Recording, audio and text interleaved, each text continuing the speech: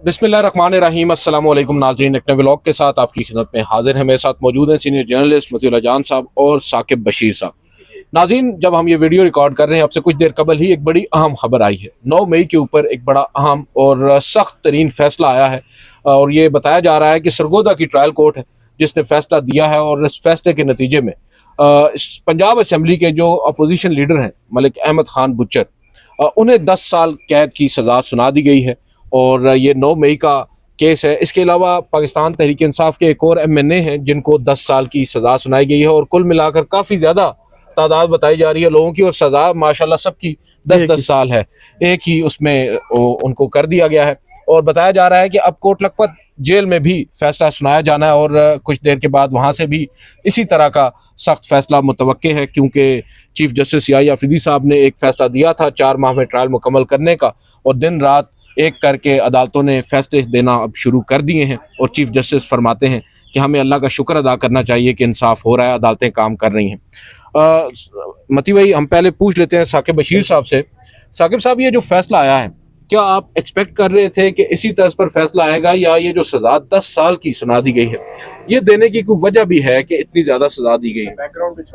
हाँ जी, ये जो मूसा खेल मियाँ वाली का थाना है वहाँ का मुकदमा है और 9 मई के जो तनसीबात पर हमले हुए थे, ये उसी तनाजुर में ये मुकदमा बना था।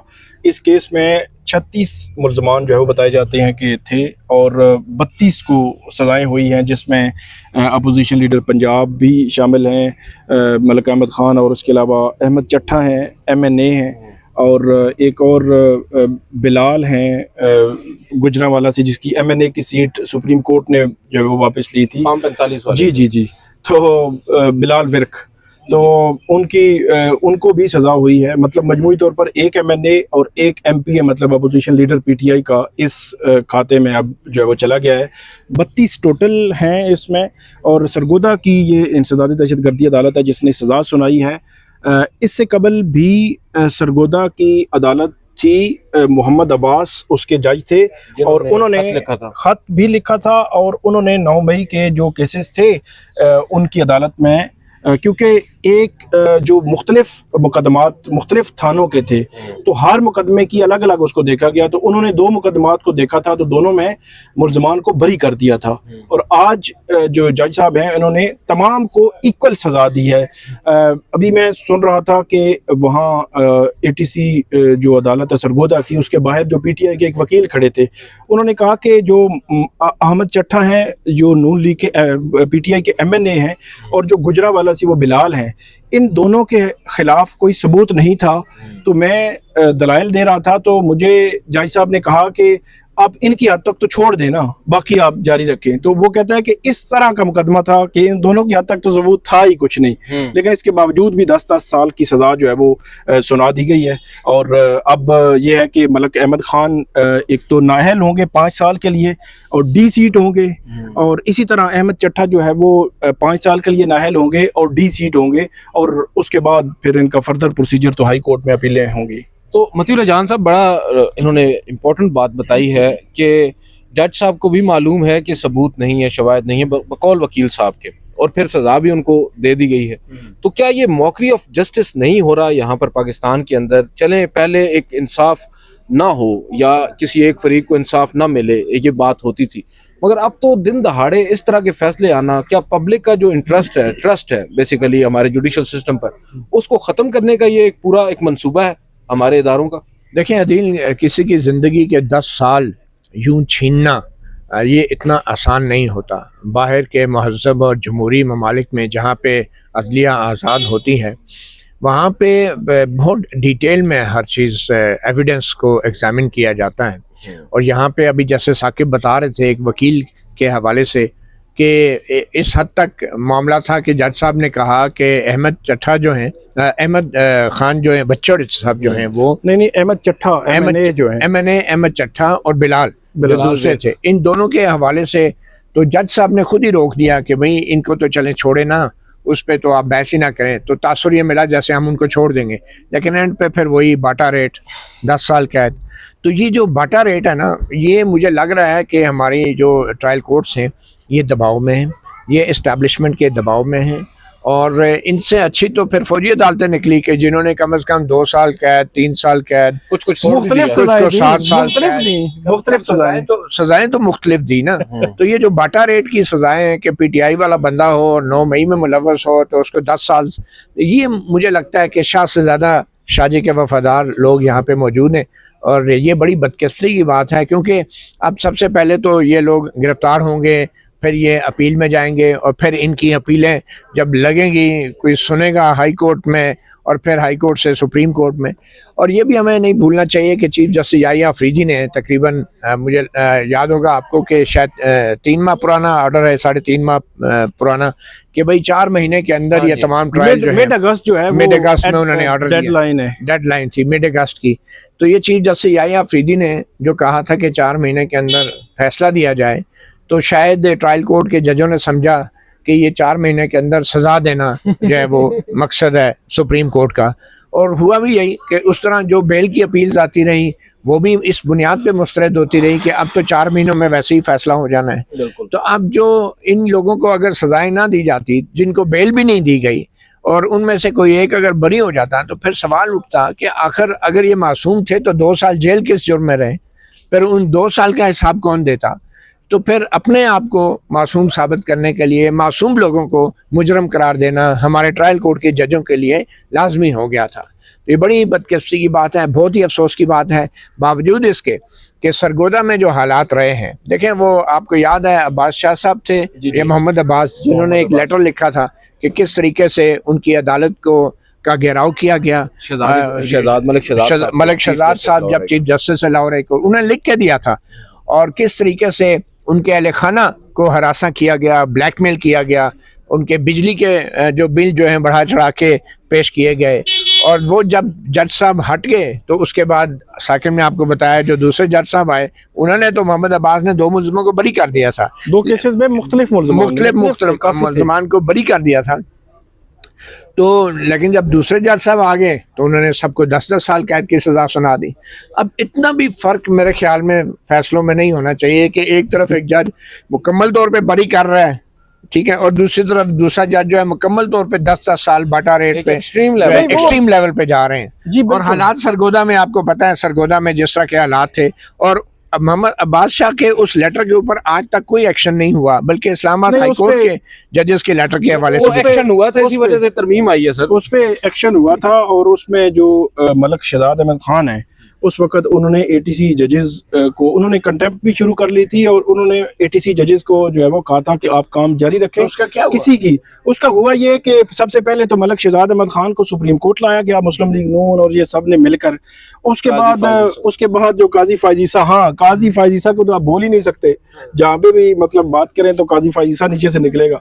तो उस वक्त उनको ऊपर लाया गया, और उसके बाद मोहम्मद अब्बास साहब जो है उनकी ट्रांसफर हुई, और उसकी जगह जो है जज आ गए। यूं मामला जो है वो कहाँ गया वो खत कोई पता नहीं है। अच्छा, तो ये वो 9 मई के केसेस हैं जिनके बारे में हम अभी भी सुन रहे हैं। कल परसों जो कोट लखपत का जो ट्रायल हो रहा है, वहाँ से जो खबरें आ रही हैं कि जिस तरीके से जो तफ्तीशी अफसर है, जो सरकारी गवाह हैं, जो SHO था मुतलका, जब उन पर जिरा हुई तो उससे साबित हुआ कि ये लोग जिस सुल्तानी गवाह पे इन्हिसार कर रहे हैं सजाएं दिलवाने के लिए PTI की लीडरशिप को, वो सुल्तानी गवाह कहता है कि मैं छुप के टेबल के नीचे बैठा था जमान पार्क में, और उसने वो सुनी इमरान खान हदायत दे रहे थे मुख्तलिफ लोगों को कि आपने फौजी तनसीबात पे हमला करना है। तो वो सुल्तानी गवाह एक कोई छुट्टी पे था, और दूसरा वो मौके पे जाने का कोई सबूत ही नहीं है, कोई CCTV के वो वहाँ पे गया भी है। तो ये बड़ी एक अजीब सिचुएशन है, और मेरे ख्याल में ये जो 10 साल की सज़ाएं सुनाई गई हैं, ये सिर्फ मकसद यही है कि कोई ये दलील ना दे कि क्योंकि ये 7 साल है या 3 साल है तो इसकी मुअत्तली के लिए हाई कोर्ट में ना आ जाए। तो जहाँ अब आप ये अंदाज़ा करें कि अब इन सज़ाओं के ख़िलाफ़ जो अपील होगी वो वहाँ पे लाहौर हाई कोर्ट में, तो वहाँ पे जस्टिस आलिया नीलम बैठी हैं, और इस्लामाबाद हाई कोर्ट में यहाँ पे जस्टिस सरफराज डोगर बैठे हैं। तो मुझे नहीं लगता कि इन अपीलों का जल्द फैसला होगा। अच्छा साकिब बशीर साहब, ये अब जैसे कि मती हुई बता रहे हैं कि लगता नहीं है, क्योंकि 10-10 साल सज़ाएं सुनाना बज़ाहिर मकसद यही नज़र आता है कि मुअत्तल नहीं होंगी सज़ाएं इतने जल्दी। आप क्या एक्सपेक्ट कर रहे हैं? अब और भी बहुत सारे केसेस हैं, कोट लखपत जेल में भी बताया जा रहा है कि फ़ैसला महफूज है, अभी सुनाया जाना है कुछ देर में। वहाँ पर कौन कौन से मुल्जिमान हैं और आपको क्या लगता है अगले 10 से 15 दिनों के अंदर अंदर पाकिस्तान तहरीक इंसाफ को एक मरतबा फिर उनके रहनुमाओं को पाबंद सलासल करने का जो इरादा है, ये आगे बात कहाँ तक लग जाएगी? क्या होने जा रहा है? क्या सख्तियाँ अब मज़ीद बढ़ेंगी?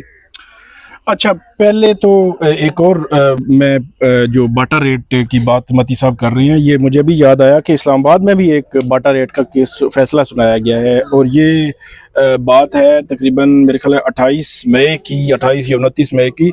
यहाँ के इंसदादी दहशतगर्दी अदालत के जज हैं ताहिर अब्बास सपरा साहब। उनके पास भी एक 9-10 मई का एहतजाज का एक केस था, रूटीन का एहतजाज का केस था। तो उन्होंने भी बाटा रेट के मुताबिक एक एमएनए को और बाकी कुछ मुल्जमान थे, 8-10 या 12 थे, उन तमाम को 10-10 साल कैद जो सजा ये फिक्स हो गया बाटा। तो बाटा रेट क्या हुआ? ये मतलब ये एक गैर मामूली उस पर वाक़या हुआ कि 28 मई को सजाएं होती हैं, वो अपीलें जाती हैं हाई कोर्ट में। अच्छा, हाई कोर्ट में उन्होंने लगाई सस्पेंशन, उनमें से 3-4 मुल्जमान ने। तो सस्पेंशन में जज थे, अगरचे वो नए जजेस थे, उन्होंने कहा कि ये केस है क्या, मतलब उस खादिम हुसैन थे और जस्टिस आजम थे मेरे ख्याल में। अच्छा, उन्होंने फाइल जारी सी बातें पढ़ी होगी, उन्होंने कहा केस में है क्या? अच्छा, कोई सबूत प्रूफ कुछ चीजें मतलब साबित नहीं हुई मौके पे, तो साबित नहीं हुई, कुछ सीसीटीवी नहीं है कुछ ये वो। तो उन्होंने वो 3-4 क्योंकि उनके सामने अपील करने आए थे, अपील लेके आए थे, उन चारों को 32 दिन के बाद बरी कर दिया। उन्होंने कहा मतलब ये होता है ना कि सस्पेंशन होती है, फिर आपकी 1.5 साल के बाद अपील लगती है, मामला सस्पेंशन का ही आया, सस्पेंशन की आया, तो उन्होंने अपील ही सुन के उसको बरी कर दिया। तो मतलब कहने का ये है कि इतना जो है वो कमजोर फैसला कि जिसको सस्पेंशन की बजाय उन्होंने कहा यार अपील ही। तो बाटा रेट में उन्होंने मेरे ख्याल में ये जो बरी किया था ना इस्लामाबाद हाई कोर्ट ने भी, उसका मकसद भी ये था कि उसी रोज़ इमरान खान की जो जमानतों की दरख्वास्तें मुस्तरद हुई थी लाहौर में, उसकी तफसीली वजूहात आई थी। और वो तफसीली वजूहात भी इतनी मज़े खेज़ थी कि वो तवज्जो जो है ना इस्लामाबाद हाई कोर्ट के बरियत के फैसले की तरफ मीडिया की गई, और उन वजूहात पे जो है ज़्यादा बात नहीं हो सकी। और वो वजूहात भी माशाल्लाह से उनको भी मेरे ख्याल में अब चैलेंज तो सुप्रीम कोर्ट में कर दिया है पीटीआई ने। लेकिन ये जो बाटा रेट है ना, ये 10 साल का, ये इसकी वजह सिर्फ और सिर्फ एक खौफ है, और ये खौफ इस्टेब्लिशमेंट का है। और जज शायद ये समझते हैं कि 10 साल से उसमें चाहिए ये ना कि केस अब आप पर्सन टू पर्सन जो कि मुल्ज़म फलां मुल्ज़म का इतना एक्ट है कि इसको 2 साल सजा होनी चाहिए, फलां का इतना एक्ट है इसको 3 होनी चाहिए, कुछ सेंस भी तो बने ना कि यार आपने उस केस को बहुत इन डेप्थ देखा है, इन डेप्थ स्टडी करने के बाद, उनके शवाहिद देखने के बाद हर एक बंदे के केस को अलग अलग देखा गया है और उनकी सजाएं अलग अलग हों। मतलब वो आपने बात की मिलिट्री कोर्ट्स में कम से कम 2, 3, 5, 7 और 10 साल की सजाएं मुख्तलिफ थी। तो जो आप दूसरा सवाल था आपका कि कोट लखपत जेल में शाह महमूद कुरैशी हैं, डॉक्टर यास्मीन राशिद हैं, उमर सरफराज चीमा हैं, मियां महमूद रशीद हैं और एजाज चौधरी, ये 5 पीटीआई की लीडरशिप में से हैं और टोटल 14 मुल्जमान है ऑलरेडी जेल में भी हैं। जी ऑलरेडी ये जेल में ही है। 14 जो टोटल मुल्जमान है जिसमें 5 ये लीडरशिप हैं। अच्छा, लाहौर का जो फैसला, ये इस्लाम जो सरगोदा का फैसला, इस फैसले में एक चीज जो है वो डिटरमिन होगी, तय होगी, पता चलेगा। जिस तरह मती साहब ने कहा कि जो लाहौर में जरा हुई गवाहों पे, तफ्तीशी अफसरान पे और जो उनके स्टार विटनेस से सब पे, तो बहुत सारी चीज़ें कंट्राडिक्टरी भी आई, तजादात आए उनके बयानात में जो उन्होंने तफ्तीशी अफसरान के सामने दिए थे। तो अब ये पता चलेगा खास के लाहौर के उस केस में कि जो साजिश का इल्ज़ाम है, क्योंकि वो शाह महमूद कुरैशी कराची में थे या मुख्तलिफ लोग मुख्तलिफ जगहों पे थे, तो जो साजिश का इल्ज़ाम है, क्या लाहौर की एटीसी कोर्ट उस साजिश के इल्ज़ाम में सजा देगी या नहीं देगी? क्योंकि वक़ुआ की जगह पे जो लोग थे उनको कम ज़्यादा सजाएं हो सकती हैं, लेकिन साजिश के इल्ज़ाम को क्या प्रोसिक्यूशन स्टैब्लिश कर चुकी है या कर सकी है, कामयाब हुई है? क्योंकि उसमें जो तजादात हैं उनको कैसे इग्नोर करें? फॉर एग्जाम्पल के ज़मान पार्क के एंट्री गेट पर बहुत हाई लेवल की सिक्योरिटी थी और जो 2 पुलिस एहलकार उनकी एंट्री वो कहते हैं हमने बताई वो स्टैब्लिश नहीं कर पा रहे। वो उन्होंने जो तफ्तीशी अफसर है ज़मान पार्क के, उसने वो जो सीसीटीवी कैमरे थे वो ले सकते थे कि इनकी स्टैब्लिश हो जाए कि इस दिन ये यहाँ पे मौजूद थे, या उन पीटीआई के जो ज़मान पार्क में लोग उस मीटिंग में मौजूद थे वो स्टैब्लिश हो जाए कि वो जो है मौजूद थे। तो ये और मल्टीपल फैक्टर्स हैं, सवालात हैं जो उनके जो जरा के दरमियान जो है सामने आए। तो ये देखना है कि क्योंकि साजिश का जो कॉन्स्पिरेसी का जो इल्ज़ाम है उस पे इमरान खान समेत पीटीआई की तमाम लीडरशिप ने आना है। लाहौर का एक फैसला अगर एक जज ने ये कह दिया हाँ जी ये स्टेब्लिश हो गया कि ये साजिश थी, तो फिर आप देखिएगा कि बाकी केसेस में भी तकरीबन इस किस्म के फैसले आना शुरू हो जाएंगे। लेकिन ये सरगोदा का फैसला आया है ना, तो सरगोदा में तो मेरे ख्याल में कोई खुफिया एहलकार स्पेशल ब्रांच का गवाह नहीं था उसमें। तो सवाल ये पैदा होता है कम से कम सरगोदा में अगर वहाँ पे एयरबेस को नुकसान पहुँचाया गया या कोई ऐसी दूसरी फौजी तनसीबात थी, तो क्या एयरबेस की जो सिक्योरिटी है वहाँ पे क्या सीसीटीवी नहीं होते? क्या वो सीसीटीवी पेश किए गए? वो किसी भी 9 मई के ट्रायल में जहाँ जहाँ फौजी तनसीबात थी जो इतनी हसास होती हैं कि ये तो हो ही नहीं सकता कि वहाँ पे सीसीटीवी कैमरा ना हो। लाहौर का कोर कमांडर हाउस है, मियाँ वाली का एयरबेस है, सरगोदा में ये जितनी तनसीबात हैं वहाँ पे सीसीटीवी मौजूद होते हैं और छोटे मोटे नहीं होते, वो बड़े बड़े होते हैं ऐसी हसास तनसीबात के ऊपर। तो क्या तो वो छोटी अदालतों के लिए क्या वो इतने बड़े सीसीटीवी कैमरे इन छोटी अदालतों में पेश किए गए? क्या नहीं, वो तो लाहौर में भी जो तफ्तीशी अफसर है उससे मल्टीपल क्वेश्चंस हुए कि वहाँ सेफ सिटी के कैमरे हैं, वहाँ सिक्योरिटी के उन रूट्स पर जो है वो कैमरे हैं, जमान पार्क के उस घर में कैमरे हैं, गेट पे कैमरे हैं। तो किसी जगह पे उन्होंने कैमरे रिकवर किए तो उन्होंने कहा नहीं। फिर ये होता है कि दूसरा के CDR से उस बंदे की उस जगह मौजूदगी पता चल जाती है कि वो CDR भी मुतलका जो मुल्ज़मान थे उनकी CDR भी उस तरह जो है वो कलेक्ट नहीं की गई। तो लूप होल्स तो बहुत है। अब एक और चीज़ मैं ऐड कर दूं कि ये तो सरगोदा और फैसला लाहौर का हम बात कर रहे हैं, फैसलाबाद भी एक ट्रायल बिल्कुल धंधे पे पहुंच चुका है। अच्छा। और जिस तरह पीटीआई के 2 पार्लियामेंटेरियन, एक जो है मरकज़ में और एक सूबे में इसमें नाहल हुए हैं, सजाएं हुई हैं, इसी तरह सरगोदा में जो फैसलाबाद है वहाँ पे तादाद पार्लियामेंटेरियंस की ज़्यादा है। अच्छा। और उसमें भी अगर इस किस्म का फैसला आ जाए, अब फैसले पे हम क्रिटिसाइज कर लेंगे उसको, उस पर बात भी हो सकेगी, उसके जो है वो लूप होल्स उस पर भी बात हो सकेगी, वो सारे अपील में जाकर वो अपीलें सुनी जाएंगी। लेकिन 6-8 महीने तो मेरे ख्याल में वो फैसला रहेगा जब तक कि सज़ाएं मुअत्तल नहीं होगी। तो इसलिए फैसला ही है। अब सरगोदा से भी अगर फैसला आ गया तो वो कहते हैं ना कि 8 फरवरी को जो है वो इतना मैंडेट नहीं था कि वो हुकूमत बना सकते, हुकूमत बन गई। फिर ये था कि वो 26वीं आईनी तरमीम नहीं कर सकते थे, मैंडेट बहरहाल वो भी हो गई। तो फिर ये था कि मखसूस नशिस्तें उधर की थी, उन्होंने हमारी अदलिया ने कहा नहीं उधर की नहीं, इनको देनी है, इनको देकर 2 तिहाई भी कर दी। अब तो मेरा ख्याल में ये जो पीटीआई की पार्लियामेंटेरियंस की एक लाइन लगी है ना, 9 मई में मजीद फैसले अभी आने हैं, लाहौर से भी, सरगोदा से भी, फैसलाबाद से भी, तो उनमें तो फिर जो है वो 3 तिहाई की तरफ ये जा रहे हैं कि ये 3 चौथाई होगी नहीं, सारी जेल में होगी, 3 चौथाई होगी। और फिर जो है वो पार्लियामेंट में सिर्फ जो है वो शहबाज शरीफ साहब ही होंगे और अल्लाह खैर सल्ला। अच्छा, ये मैं आपको क्लियर कर दूं, साकिब बता रहे थे कि हर मुल्ज़म की अलग अलग सजा होनी चाहिए, ये बाटा रेट पे नहीं होनी चाहिए।